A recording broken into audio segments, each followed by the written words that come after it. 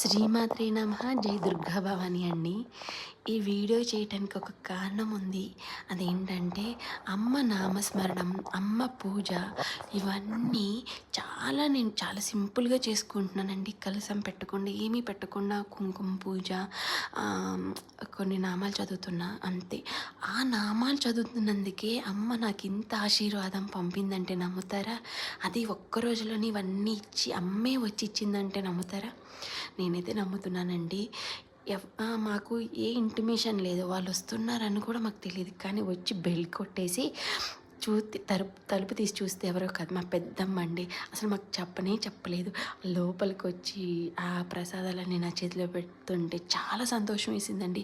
నేను అమ్మ నామస్మరణం చేస్తుంటే అమ్మవారే వచ్చి నాకు ఇస్తున్నారని నాకు ఎంతో అదృష్టం కలిగిందండి. అమ్మవారికి తాంబూలం పెట్టుకున్నానని చాలా సంతోషం వేసింది.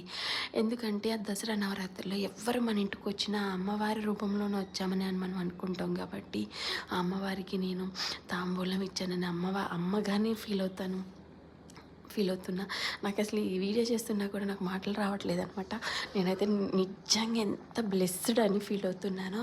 తప్పకుండా త్వరలోనే అమ్మవారి నవరాత్రులు అయ్యేలోపు ఆ కనకదుర్గమ్మ అమ్మవారి గుడికి కూడా వెళ్ళి మీకు తప్పకుండా ఆ వీడియో కూడా షేర్ చేస్తానండి.